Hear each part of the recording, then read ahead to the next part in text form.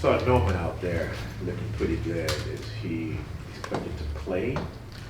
He's expected to travel. We're not quite sure if he's going to play or which game, but he's going to travel. So we just kind of see how he feels once he gets on the trip.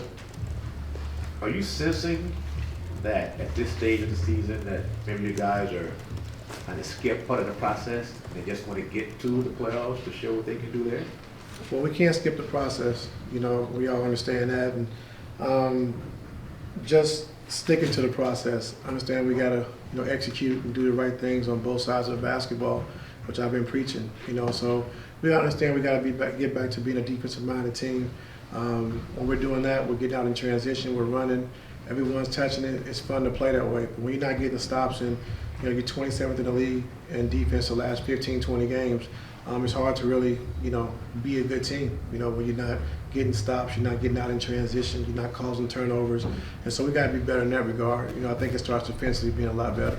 How you talked the other day just about the mental aspect of the game. What do you do as a coach to, get them through a mental block? Yeah, just keep instilling confidence in what we can do. They wouldn't be here if they weren't great players. And so just having the confidence to do what you do, on a nightly basis, and then do it hard. And so I'm never going to take confidence away from any of our players. We encourage our players to do what they do, take open shots, be aggressive, and so we're going to be fine. Just like I said, the process of just doing stuff the right way as far as executing, and we'll be good. Have teams just figured you out, do you think? I think they figured out some things to try to slow us down offensively. They've done that, and then offensively, I think pushing the ball, getting in transition, attacking us early before we can get our defense set. I think they figured that out. So we got to be better with that. But offensively, just they've done some things to try to take James out of being aggressive and making the plays and trying to wear him down. And so we got to be better with that, which we can, and we've shown we can do it. See, we discussed about Paul having the ball in his hands more, doing a lot more in ball screens as this time of the year. What we didn't discuss was how that might affect James at all. How does increasing Paul's ball reps affect James in any way? It doesn't. Because Paul's usually handling the ball when James goes to the bench. And we run more, pick and rolls for Paul once James goes to the bench. And so it's just, taking away some of Paul's catch and shoots and just more pick and rolls. And so they all have to be able to share the responsibility of making plays for their teammates and for each other. And so it's just not going to be just James the whole time. So Kawhi can do it.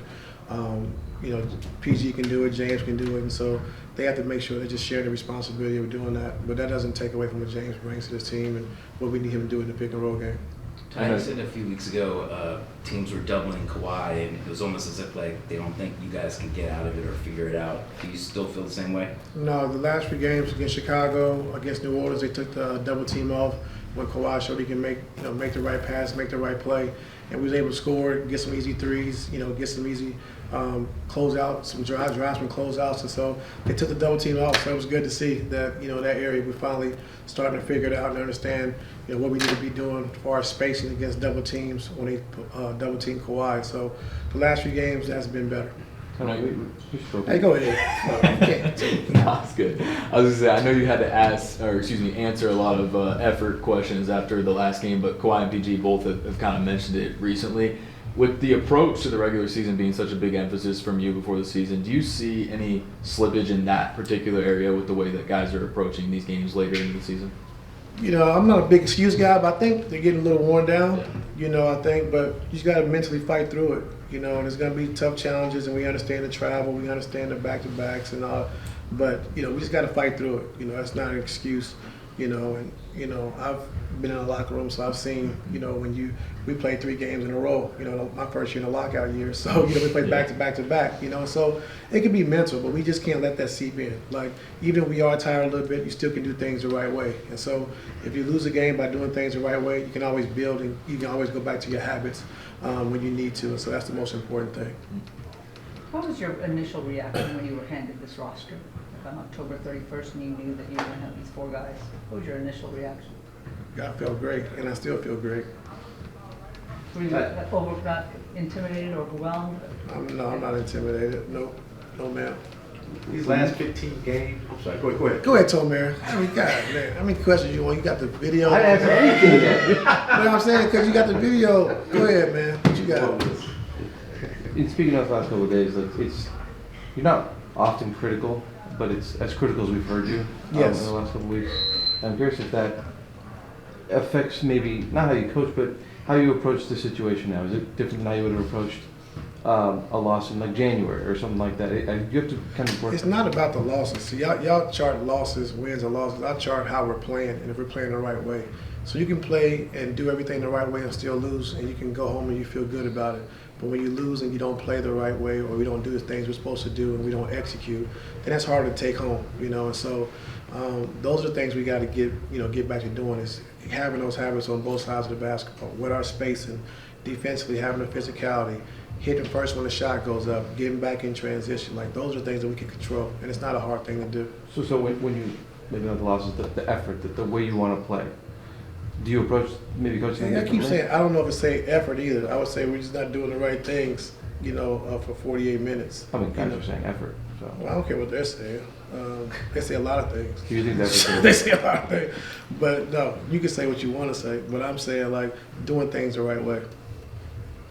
I got just curiosity about Brandon, because other guys have gotten opportunities to play a little bit more. Seems like I think Brandon only played 20 minutes in a game maybe twice this season, and I wanted to know, like, what have you seen from him that we're not seeing? Both things that are encouraging, and what more do you want to see from him if he does get another opportunity for extended run? No, he's been good. Brandon, like I said, you got to try to keep him off the floor, as far as working out and all the extra work he's putting in. And he's done a good job. And, starting training camp, when we first started training camp, he had one of the better camps as far as young guys and what he did and what he brought. And then, unfortunately, he got hurt the first, preseason game and kind of set him back. But I thought he really understood his role. I thought he really understood how to play off Kawhi, PG, and Russ, because James wasn't there yet. But just catching and shooting, driving closeouts, not over dribbling. And then, when he got hurt, we kind of took off. And then, just trying to find ways to get him on the floor. But he's been great. He hasn't done anything wrong. So I'm not going to use the word effort, but Thanks. you have 15 games left. Yes. During this stretch, do you want to see improved play in all 15 games? Is it a 5-game stretch, or is it game by game? Let's start with one. Okay. Let's start with tomorrow. Let's show improvement tomorrow, and then let's show improvement on Friday, and let's continue. But we've done it. Like, they know the blueprint. We just went 26-5. They understand what it takes to do it, and so we just got to do it every single night. Like, we can't get comfortable with the process. We can't think we're better than we are. We can't fall into the trap of being tired. Like, let's just do what we need to do, and we'll be okay. So I don't like effort anymore. Am I still- Please don't. Do you believe the team can flip the switch whenever they want? Do you believe in that? Yeah, I've seen it before. Does this team have that capability? I don't know. This is my first time having this team, but I've seen teams flip the switch before. A lot of times, actually. I've been a part of a lot of teams that can flip the switch and be great when the postseason comes. But You played with Kobe and Shaq, man. Stop it. you said what? You played with Kobe and Shaq, man. Yes, I saw it. What you mean? I saw Cleveland teams do it. I saw Yeah, it. LeBron James. I saw it. That's what I'm saying. I'm not sure. Yeah, time to coach, and you played with you. My bad. It's whatever, man. Y'all getting out of character. Y'all getting out of control, man. This media's just crazy. Yeah, for real. Like, coaches, media, writers, y'all do everything, huh?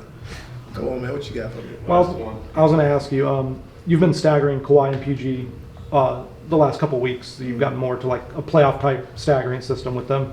What have you seen out of the Kawhi bench units that you haven't seen? Because it seems like the Kawhi bench units haven't been as prolific as you probably would have liked to end certain quarters. So I'm kind of wondering, like, is there anything that you want to see out of them with him as the main guy, kind of buoying bench lineups? Yeah, I think being better defensively, that's one way, to get out in transition, to get easy baskets. And then, dead balls and, free throw stuff like that, we do a good job of featuring Kawhi, which Bones has done a good job, with that. And then Norm be on the floor as well. So we got to do a better job of ending quarters. Like you said, when James and PG come out that last 4 minutes, we got to do a better job of just finishing those quarters and making sure we're getting good shots, making sure we're taking care of the basketball. Thank you. Thanks, Yes, Zach. sir. So now you the media guy until